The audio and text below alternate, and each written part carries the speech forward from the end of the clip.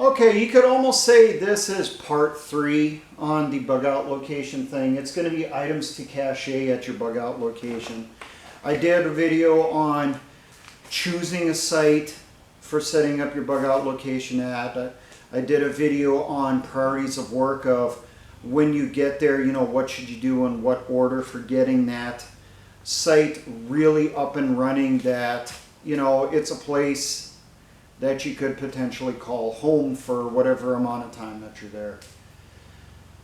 I mentioned in that video you should prep the area or every area that you set up as a bug out location. Now remember, if you don't occupy a particular area for one reason or another, you still then have the materials located there, the caches there that you can draw from and bring to where you did choose as your bug out spot. But what should be inside those caches? I got them kind of prioritized here. At least in my mind, I know everyone's going to be different on this. First off, the main thing that you should have at your bug out location is food. As much food as you can put there. Food that is long-term storable. You know, it doesn't matter if it's rice and beans or if it's actual, you know, mountain cold weather rations from the military, which are expensive as hell, you know, or if it's freeze-dried meals, individual pouches, or if it's cans of the number 10 1-gallon cans of the freeze-dried foods. Cache as much of that as you can in that location. Obviously, you're going to go as cheap as you can, so that way you can get even more out there and hide it. Not all in one spot, spread it around there. So that way, if something happens, you lose stuff for one reason or another, because of weather, because of animals, because of marauders, you still have more spread out in that area that you can draw from. How much food should be there? Hey, I would say 6 months to a year. Okay, if you bugged out from your home and you had to go to the woods, you're probably going to be there for a long time, so you're going to want as much food out there as possible. Prep it as best as you can. I did videos on that stuff on caching. After that, priority I'd say is medical. Now, as I said in the initial video, it's probably not going to be antibiotics. If you have antibiotics, you're going to bring it with you, hopefully. The stuff that you're going to have at your bug out location sitting there, it should at least be your basic medicines. The basic things that you're going to need to get you through those colds, those cuts, those scrapes. Potentially that broken limb. So maybe you want to think about that. And you should also think about dental problems too. You're going to develop crack cavities, you're going to chip tooth, you know, it's going to happen. So have the supplies for that. And then, as I mentioned in the last video, the materials that you can reference. Things like where there is no doctor, where there is no dentist, NATO emergency war surgery, ditch medicine, and there's other books that are out there too. Put some copies of those at each bug out location. After that, additional ammunition, magazines, cleaning supplies, and potentially some additional weapons. Maybe some of those weapons that you don't want any agency to know about. The ones that you accidentally drilled a third hole in or accidentally put the wrong sear inside. Maybe you want to, you know, you don't want to destroy your creation. You know, maybe you want to hide it. No, this is not one of those. This is just a simple 2 position, not a 3 position. But a weapon like this, folding stock, you can easily cache something like this. And then always remember, lots and lots of magazines. Not just one combat load's worth.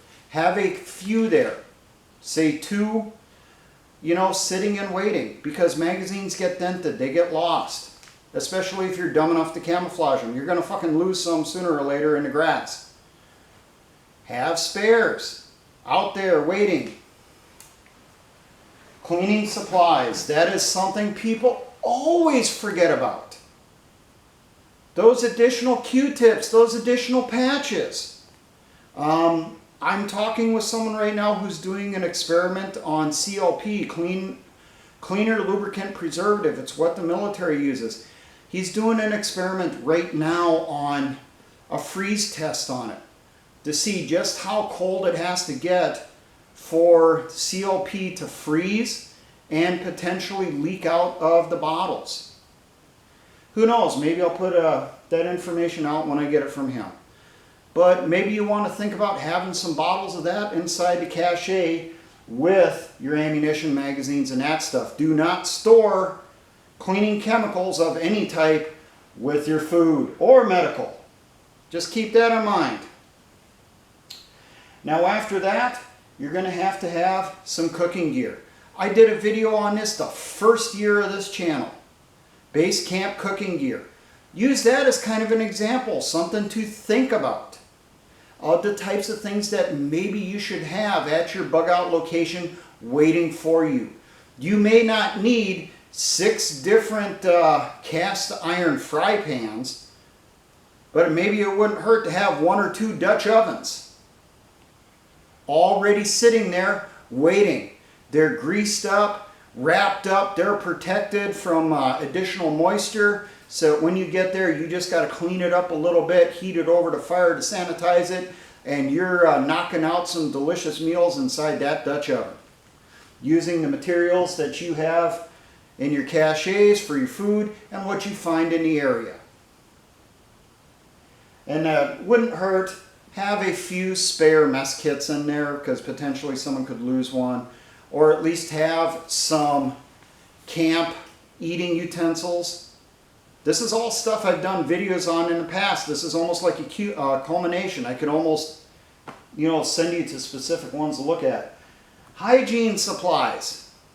Not just for men. Remember, if you're doing this as a family, you're going to have a woman there.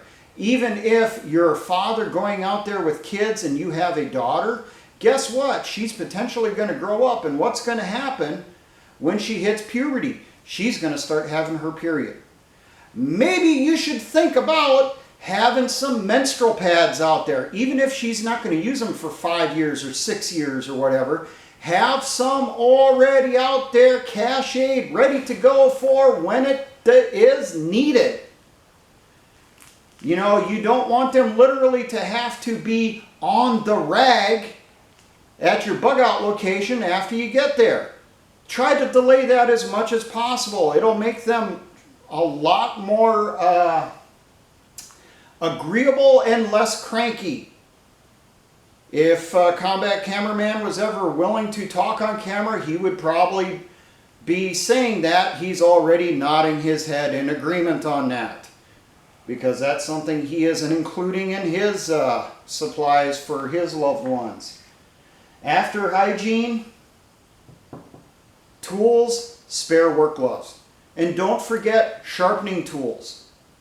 You got axes out there, maybe you should have the files to sharpen those axes. Knives, you should have sharpening stones. If you got the drill bit out there that you're going to use for building a log cabin and potentially tapping trees for maple syrup in fall to give you something else over winter, have the sharpening tools for those too. Have out there some basic tools also, some basic mechanics tools. You don't need a welder, but have out there set of screwdrivers, adjustable wrenches, maybe a socket set, just some basic stuff, because you never know what you're going to come across later. Some Allen head screwdrivers. It's amazing how many things use Allen head screws on them nowadays. After the tools, I'd say your next most important thing, education materials. Some basic textbooks and or books that you can use to teach your kids from, that you can access to reference. Maybe have a decent American history textbook there. If you're in the United States, if you're in Canada, Canadian. If you're in Britain, British history. So that that stuff isn't forgotten. Because you don't know how long you're going to be at that bug out location. You may not be there 6 months, a year. You could be there for a few generations. People die off. People forget. Have that stuff out there.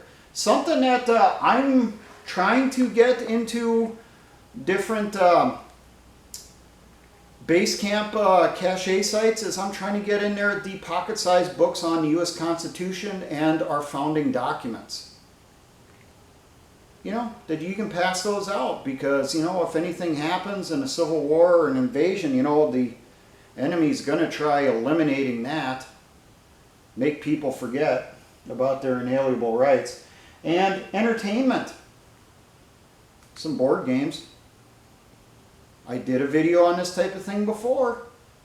Cloth board games. Things like checkers, chess. And I know I've mentioned in the past, when we went to the desert, we had a guy in my squad. He brought with him all the pieces and the money and all that stuff, all the supporting pieces for an Axis and Allies game. And then we made our own boards in the desert using poster paper, butcher board paper. So we were drawing up maps for whatever scenario we decided to screw around with for that week or that month. We were working on a Second American Civil War based off the Harry Turtle Dove series. We were still working on that up until we left the desert. We never did really perfect it. But that's things to think about too. After that, building materials. You're not going to stockpile lumber, but maybe sandbags, tarps, plastic. Who knows? Maybe you'll have some panes of plexiglass, some small ones, you know, say 8 inch by 8 inch, 10 inch by 10 inch, 12 inch by 12 inch, that when you put in your cabin, you build your little bunker hidden up into the hillside like I showed on that map, talked about it. You can put in a window there that the bugs aren't going to get through, that you can look out and see what the weather's like without having to open up the door. Maybe some nails, screws. And then you'll need the appropriate tools to handle with those. And after that, I got miscellaneous. Figured that's a catch-all. Maybe you'll have out there some spare sets of shoes or spare boots. I would really recommend going towards boots. Maybe having out there some rubber boots. You never know. You know, it depends on the terrain you're at. Are you in desert, mountain, forest, swamp? You know, spare sets of clothes. Not a lot, just a few spares. Especially things like socks. Okay, socks are a lot more important than people think. You can free ball, you can go without underwear, but when it comes to socks, you really want to have some spare sets.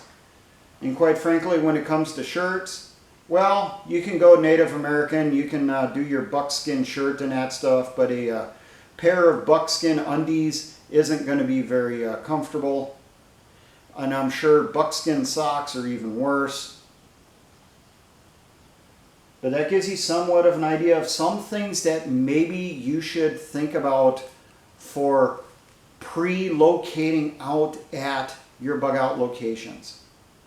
Having out there waiting. And if you have, you know, 2, 4, or 6 different bug out locations, you know, maybe half of those you'll have tools at and stuff. You know, because maybe they get expensive in that. But you should definitely have food, medical, ammo, cook gear, hygiene supplies, and some basic building materials at every one. And probably I would say in there, you know, as I said in the priorities of work video, sneak in some of those books, those magazines and that stuff into the cases. That's what I'm trying to do now. I'm slipping in some old magazines in my stuff. One thing that I'm slipping in is copies of an old magazine called American Survival Guide. Not the newer magazine, which is more politically correct. I'm talking to one from back in the 70s, 80s to roughly mid-1990s. The ones that actually taught good survivalist information from the golden age of survivalism. You know, I'll come across some cheaper copies of that, put them in some bags, put them inside the cachet totes, so that people have something they can read and pass around and learn from in the field. And then obviously outdoors magazines, Fur, Fish and Game, Field and Stream.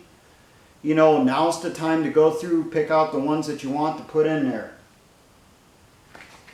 Now, for all my engineer brothers and patriot militia movements, always remember, essay ons.